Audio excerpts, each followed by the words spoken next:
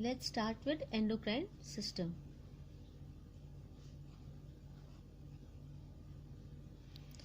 So before we start the endocrine system, our body consists of two types of glands. The two types of glands, one is endocrine glands and the other one is exocrine glands. Now in exocrine glands, if this is an organ, then it has a duct. A duct is a tube, and this organ secretes its secretion through a duct into the blood. So they have duct. So exocrine glands they pour their secretion into the blood through a duct. So they are exocrine glands. For example, all the digestive glands are exocrine glands. Digestive glands are exocrine glands. They pour their secretion, like gallbladder.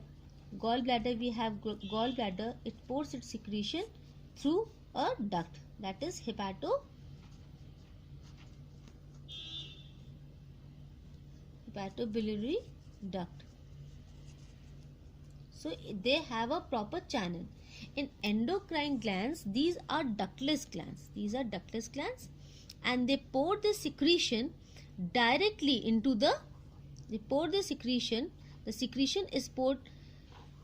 This is a gland, for example, and they pour the secretion directly into the bloodstream. This is the blood channel, or this is the artery or vein. It pours its secretion directly into this vascular tube. Now, therefore, since it does not have any duct, therefore they are known as ductless. Ductless meaning no duct. They pour the secretion directly into the vascular. Vascular meaning blood channel. Now the secretion. Now we will learn about this endocrine system, not about exocrine. Here we have just made the division of glands. The glands are divided into endocrine glands and exocrine glands.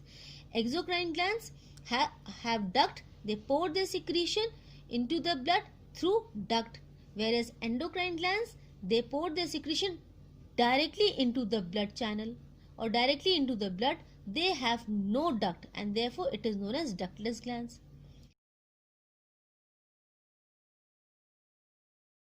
So the secretion of the endocrine glands is known as hormones. This is known as hormones. The secretion of endocrine glands are known as hormones. Endocrine glands are ductless glands. That is, they directly pour the secretion, that is hormones, directly into the bloodstream. And these hormones, very important is that these hormones are produced in very small quantities, and when they are carried through the bloodstream to the target organ, they are carried through the bloodstream directly to the target organ. That is, now we are going to study about a thyroid gland. So a thyroid gland is a bilobed gland. Bilobed gland means there are two lobes. One lobe is this, the other is this one, and the middle portion is known as, this middle portion which is present, this is one lobe, this is the second lobe, and the middle portion which is joining these two lobes is known as isthmus. It is known as isthmus. Now the bloodstream which is carrying this hormone is carrying a hormone which stimulates, that is the thyroid stimulating hormone. This is not there in your book, but I am telling you, thyroid stimulating hormone. This thyroid stimulating hormone is secreted by pituitary gland. Okay, so now pituitary gland will secrete thyroid stimulating hormone. As the name suggests, thyroid stimulating hormone meaning a hormone which will stimulate or excite the thyroid gland, which is this, to pour its secretion into the blood. Now this hormone will excite or will excite this target organ, that is thyroid gland, and it will stimulate it to pour its secretion into the bloodstream, and its secretion, that is the hormone, is known as thyroxine. Okay, so that means pituitary gland will secrete thyroid stimulating hormone which will stimulate thyroid gland to secrete thyroxine. And this, what is the function of thyroxine? The thyroxine is helpful for the development of brain. Then second point, for growth in children. Then third point is that it regulates the basic metabolic rate. Basic metabolic rate meaning the breakdown of food. And usually the optimum is, the basic metabolic rate is 40. So it regulates the basic metabolic rate, that is the rate at which the food is broken down or oxidation of food takes place. Now hyposecretion of thyroid, that is insufficient secretion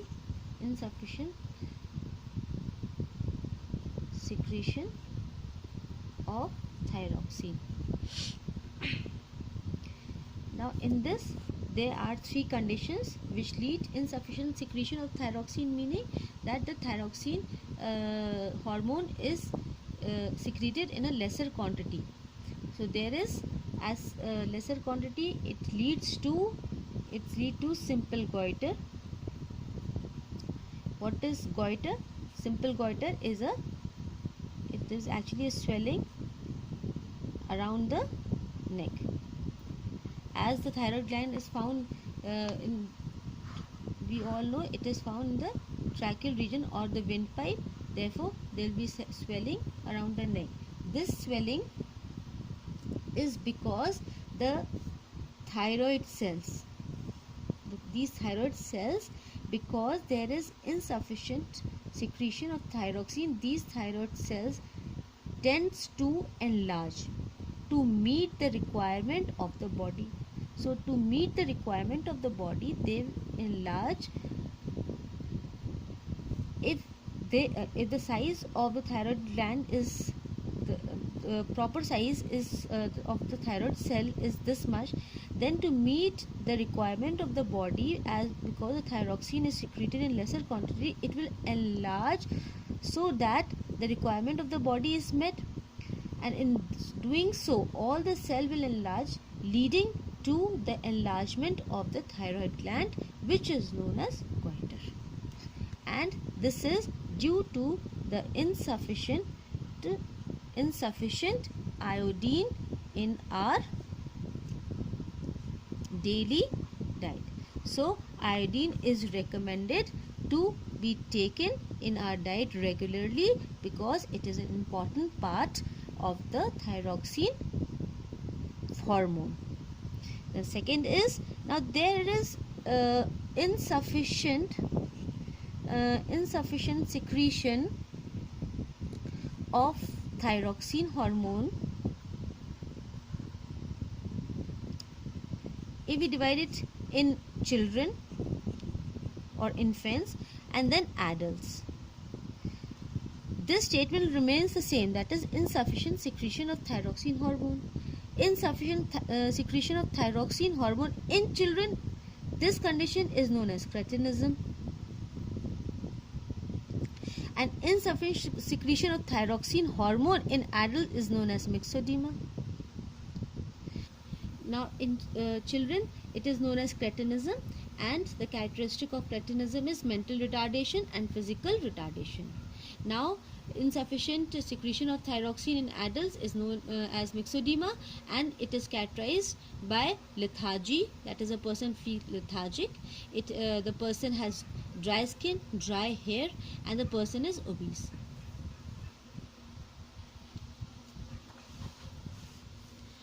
When the person is obese, it means that is basic metabolic rate is decreased. When it decreases, that means oxidation of food also decreases. Now obesity, which is the result of low basic metabolic rate, will lead to other diseases like hypertension and diabetes. Hypertension is increase in blood pressure. Diabetes, which is increase of blood glucose level. Now if thyroxine is secreted in higher quantities or in excessive quantity, it is known as hypersecretion. See, this thyroid gland secretes thyroxine. The thyroxine, this hormone is secreted in a normal quantity, so it keeps balance of the basic metabolic rate and general growth of the child and also of in adults. But when it is secreted in when there is deficiency of thyroxine, that means it is secreted but in lesser amount, then it leads to hyposecretion. In hyposecretion, the person becomes sluggish, the person becomes lethargic, there is lack of libido, and moreover there is obesity. Because why there is obesity? Because the basic metabolic rate will decrease, oxidation of food will not take place, and the person will become obese. Whereas in hypersecretion, the person will become thin, the eyes, the pupil, the eyeball will protrude out, and they will be exposed to develop even cancer. They will be exposed, or they will be at a higher risk to develop thyroid cancer.